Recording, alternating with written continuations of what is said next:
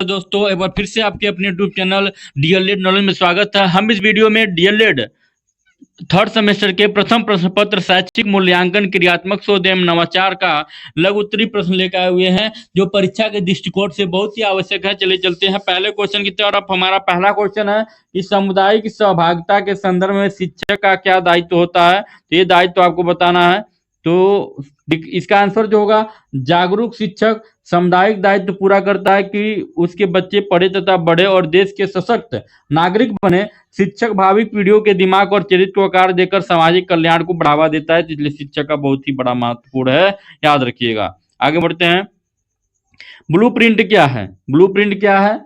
तो ब्लूप्रिंट प्रश्न पत्र निर्माण का एक आधार होता है, ब्लूप्रिंट, याद रखिएगा। आगे बढ़ते हैं कि क्रियात्मक शोध को परिभाषित कीजिए। उत्तर कोरे के अनुसार कहेंगे, एक क्रियात्मक अनुसंधान वह प्रक्रिया जिसके द्वारा व्यवहारिक कार्यकर्ता, शैक्षिक या फिर हेडमास्टर, व्यवस्थापक, निरीक्षक आदि मनोवैज्ञानिक ढंग से अपनी समस्याओं का अध्ययन अपने निर्णय और क्रियाओं में निर्देशन, सुधार, मूल्यांकन करते हैं। ठीक, चलिए अगले क्वेश्चन की तरफ चलते हैं। परिकल्पना से क्या आशय है, क्या समझते हैं? तो शोध की विशिष्ट समस्या का प्रस्तावित उत्तर परिकल्पना होता है। अगला जो हमारा प्रश्न है कि क्रियात्मक शोध के चरण क्या हैं? क्रियात्मक शोध के मुख्य 6 चरण होते हैं। चरण क्या है? तो मुख्य 6 चरण होते हैं। अगला है उत्तम परीक्षण की कोई 4 विशेषताएं बताइए। तो उत्तम परीक्षण के 2 गुण बताइए, या फिर 2 गुण भी आ सकता है। तो पहला है उद्देश्यपूर्णता, व्यापकता, सुगमता, समय एवं कीमत इत्यादि। आगे बढ़ते हैं कि मौखिक अभिव्यक्ति के साधन कौन कौन से हैं। तो मौखिक अभिव्यक्ति के साधन बातचीत करना, कहानी कहना, कविता पाठ, समाचार वाचन, भाषण, अभिनय, चित्र वर्णन आदि है। अगला जो हमारा प्रश्न है कि सतत मूल्यांकन के 2 महत्व बताइए। तो इसको शिक्षण अधिगम प्रक्रिया के अभिन्न अंग के रूप में समझा जा सकता है। इसमें अधिगमकर्ता बालक के संपूर्ण व्यक्तित्व के विकास पर ध्यान देता है।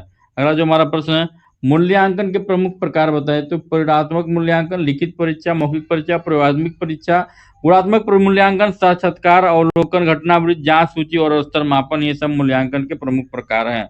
अगला जो क्वेश्चन है कि मापन और मूल्यांकन के 2 अंतर बताइए।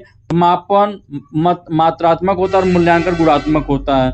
मापन किसी व्यक्ति या वस्तु के गुण या विशेषताओं का वर्णन करता है, जबकि मूल्यांकन विशेषताओं के आधार पर निर्णय लेता है। ठीक है, आगे बढ़ते हैं। उत्तम प्रश्न पत्र बनाने की विधियों का नाम बताइए। प्रश्न पत्र निर्माण के सोपान कौन कौन से हैं? तो नमूना तैयार करना, ब्लूप्रिंट की तैयारी करना, प्रश्न बनाना और प्रश्न पत्र तैयार करना। ठीक है, आगे बढ़ते हैं। साक्षात्कार से क्या आशय है? तो यह क्रियात्मक शोध का एक उपकरण है। यह एक प्रकार का मौखिक प्रभाव प्रश्नावली है। इस विधि में शोधकर्ता एवं साक्षात्कारकर्ता अपने आमने सामने बैठकर जानकारी का आदान प्रदान करते हैं। शैक्षिक मूल्यांकन क्रियात्मक शोध एवं नवाचार है।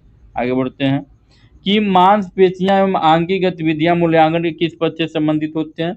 तो कौशलात्मक पक्ष से संबंधित होती हैं। आगे बढ़ते हैं कि शिक्षण प्रक्रिया की दृष्टि से ज्ञानात्मक पक्ष के स्तर कौन से हैं? तो शिक्षण प्रक्रिया की दृष्टि से ज्ञानात्मक पक्ष के अंतर प्रमुख स्तर निम्नलिखित है। पहला ज्ञान, बोध, अनुप्रिया, अनुप्रयोग, विश्लेषण, संश्लेषण और होता मूल्यांकन। आगे अगला जो हमारा प्रश्न है, फॉर्मेटिक रचनात्मक मूल्यांकन किसे कहते हैं? तो रचनात्मक मूल्यांकन वह मूल्यांकन है जिसके द्वारा छात्रों के प्रारंभिक ज्ञान का मूल्यांकन होता है। प्रोफेसर एस के दुबे के अनुसार रचनात्मक मूल्यांकन का अर्थ छात्र में होने वाले उससे व्यवहारगत परिवर्तन की ओर संकेत करता है, जिससे कि वह सैद्धांतिक विषयों से प्रायोगिक विषयों की ओर अग्रसर होता है। अर्थात इसमें छात्र और अपने प्राप्त ज्ञान का दैनिक जीवन में प्रयोग करने का मूल्यांकन किया जाता है। आगे बढ़ते हैं कि प्रश्नावली से आप क्या समझते हैं? प्रश्नावली से क्या समझते हैं? प्रश्नावली क्रियात्मक शोध का उपकरण है। शोधकर्ता समस्या के समाधान और स्रोत से विभिन्न जानकारी प्राप्त कर सकते हैं, प्रश्न कर प्राप्त करता है। ठीक है, आगे बढ़ते हैं कि शैक्षिक नवाचारों के उद्देश्य बताइए। शिक्षा में शिक्षण नवाचारों के प्रयोग का मुख्य उद्देश्य शिक्षण व्यवस्था को विश्व स्तरीय प्रतिस्पर्धा में आगे पहुंचना है, जिससे कि संसार में हमारी शिक्षा प्रणाली आदर्श रूप में मानी जाए। दूसरा है शिक्षण में अधिगम प्रक्रिया को सरल प्रभावी बनाया जाए। छात्रों को सर्वांगीण विकास करके छात्रों में अंतर्निहित प्रतिभाओं का विकास किया जा सकते। छात्रों एवं शिक्षकों का नवीनतम वैज्ञानिक दृष्टिकोण का विकास लाना, जिससे कि वह अंधविश्वास एवं कुरीतियों से दूर रहें। शैक्षिक नवाचारों का प्रमुख उद्देश्य छात्रों द्वारा प्राप्त ज्ञान को अस्थायी बनाना, क्योंकि जब छात्र क्रियाशील होकर ज्ञान प्राप्त करता है तो ज्ञान अस्थायी होता है। आगे बढ़ते हैं। गणितीय कौशल को संक्षेप में समझाइए। गणितीय कौशल के अंतर्गत शीघ्रता एवं शुद्धता से गणना करने की योग्यता, तार्किक ढंग से विचार करना की योग्यता, क्रम व आकृतियों को पहचान और उनमें अंतर करने की योग्यता, दैनिक जीवन में साधारण समस्याओं में गणितीय प्रत्ययों के प्रयोग का योग्यता आदि को शामिल किया जाता है, जिनके बालक में विकास किया जाना आवश्यक है। अगला क्वेश्चन है कि भाषाई कौशल से आप क्या समझते हैं? तो भाषा कौशल से हमारा तात्पर्य बालक के भीतर विभिन्न भाषाई कौशलों या भाषाओं संबंधी दक्षताओं का विकास करने से बालक के जीवन में जितना महत्व भाषा का है उतना महत्व अन्य किसी वस्तु का नहीं है। तो बालक के भीतर संबंधी कौशल जैसे सुनना, बोलना, पढ़ना और लिखना आदि का विकास करना अत्यंत आवश्यक है। अगला जो क्वेश्चन है, परीक्षण और मापन की दो समानताओं को बताइए। तो परीक्षण मापन दो मूल्यांकन की प्रक्रिया है, दोनों शिक्षण के विभिन्न अंग हैं। आगे बढ़ते हैं कि मौखिक शिक्षा, परीक्षा के दो गुण बताइए। मौखिक परीक्षाओं के प्रमुख गुण निम्नलिखित हैं। पहला है, मौखिक परीक्षाएं निदानात्मक कार्यों के लिए अति उपयोगी हैं। छात्रों में आत्मविश्वास जागृत करती हैं मौखिक परीक्षाएं।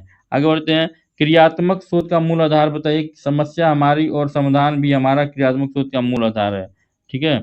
आगे बढ़ते हैं कि मूल्यांकन क्या है। तो मूल्यांकन लगातार चलने वाली प्रक्रिया है। शैक्षिक उद्देश्यों की प्राप्ति की जांच ही मूल्यांकन है।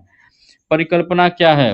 परिकल्पना क्या है? समस्याओं को प्रस्तावित उत्तरी परिकल्पना, दूसरे शब्दों में समस्या समाधान का पूर्व अनुमान ही परिकल्पना है। परिकल्पना को क्रियात्मक परिकल्पना भी कहते हैं। आगे बढ़ते हैं कि परिकल्पना को अन्य किन किन नामों से जाना जाता है। परिकल्पना को क्रियात्मक परिकल्पना तथा उपकल्पना के नाम से भी जाना जाता है।